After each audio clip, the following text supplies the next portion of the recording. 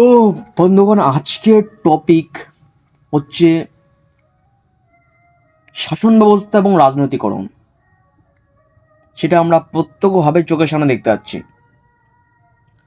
শাসন ব্যবস্থা মানুষকে যেখানে সুরক্ষা দেবে, মানুষকে যেখানে সহায়তা দেবে, মানুষকে যেখানে সাহায্য করবে, মানুষের যেই অসুবিধাগুলো দেখবে, এইগুলোকে না প্রত্যক্ষ করে যখন রাজনৈতিক দলদাসত্ব বা রাজনৈতিক পদলোহন করছে, সেটি মান্যতা দেওয়া যাচ্ছে না।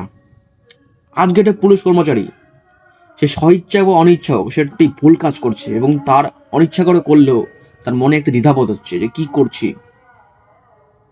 মাইনে তো আমি সেই যা পাওয়ার তাই পাচ্ছি, কিন্তু আমার নিজস্ব স্বাধীনতা বা নিজস্ব রাষ্ট্রীয় সচেতনতা আমি সে উপলব্ধি করে আমি কার্যটি করতে পারছি না। আমাকে একটা নর্মাল কনস্টেবলের কাজটি করতে হচ্ছে। আমি চাই শুধু একমাত্র পশ্চিমবাংলায় নয়, এই পুলিশি ব্যবস্থাকে ভারতীয় গৃহ মন্ত্রণালয়ের অধীনে দেওয়া হোক এবং পুলিশ মন্ত্রীর জিনিসটা একদম তুলে দেওয়া হোক। পুলিশ মন্ত্রীর দরকার নেই, পুলিশের যে হেড হবে গৃহ মন্ত্রণালয় এবং তাদেরই আইনি নির্দেশে সমস্ত শাসন বাহিনী কাজ করবে। এতে কি হবে?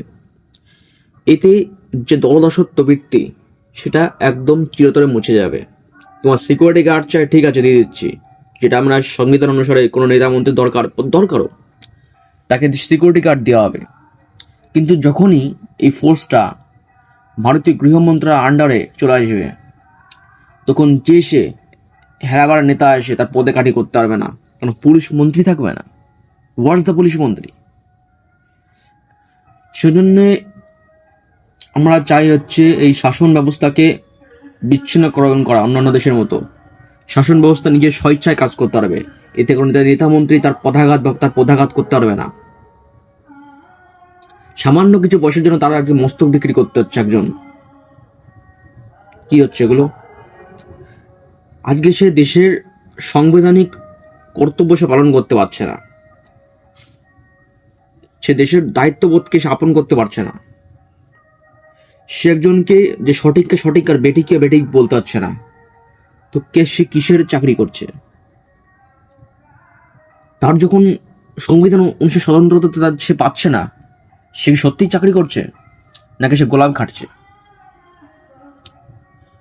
আজকে যেই হোক না কেন, যে বিজেপি হোক, টিএমসি হোক, সিপিএম হোক, কংগ্রেস হোক, যেই বড় গোষ্ঠীর রাজা হোক না কেন, যত বড় দলনেতা হোক না কেন, আজকে পুলিশ ব্যবস্থাকে নিরপেক্ষভাবে কাজ করতে দিতে হবে। কেউ তার চাকরি ছিনিয়ে নিতে পারবে না। কোনো পুলিশ মন্ত্রী বা কোনো মন্ত্রী তার রিজাইন করে দিতে পারবে না। বড় উচ্চ পদাধিকারীদের কেন এই করা উচিত? তারা কেন দাসত্ব ভিত্তি করবে? ভারতীয় সংবিধান আইনে পাশ করানো হোক যে আজকের থেকে এই সম্পূর্ণ পুলিশি ব্যবস্থা ভারতীয় গৃহ মন্ত্রণালয়ের আন্ডারে হবে। রক্ষা মন্ত্রণালয় মেটারে থাক, কিন্তু গৃহ মন্ত্রণালয় যেরকম এসএসজিডি যে সমস্ত পোস্ট আছে, সিআইএসএফ, বিএসএফ, সমস্তর সাথে পুলিশকে যোগ করে দেওয়া হোক, ভারতীয় গৃহ মন্ত্রণালয়ের অধীনে থাক। তখন সে তার দলদাসত্ব বৃত্তি হতে মুক্ত হইবে।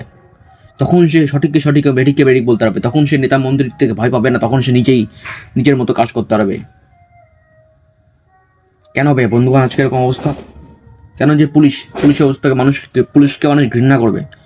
পুলিশ একটি পদ যা মানুষকে রক্ষার জন্য, মানুষের স্বাধীনতার জন্য, মানুষের সুরক্ষার জন্য, মানুষের অধিকারে প্রাপ্ত হওয়ার জন্য পুলিশকে তৈরি করেছে।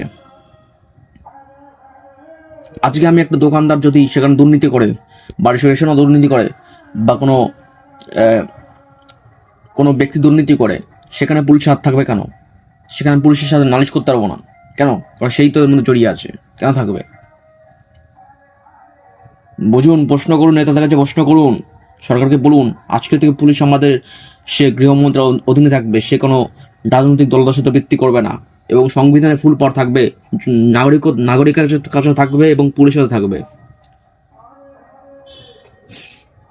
তো কি করা যাক? আগের ভিডিওগুলো তো চলছিল, এটা জানি না চলবে না কিনা। তো গুড বাই। बदला तो मैं हर एक बात का लूंगा, हर एक दर्द का। इससे तुम बदला मानो या उनकी कर्मों का हिसाब। रात कही बात कही मैं नहीं मानता, उन्होंने मेरी अच्छाई का फायदा उठाया है ना। तो मैं उनके लिए ऐसी बुराई बनूंगा जिसकी उन लोगों ने कल्पना भी नहीं की होगी। आखिर उन्हें भी तो पता चले उन्होंने किस राक्षस को जन्म दिया है।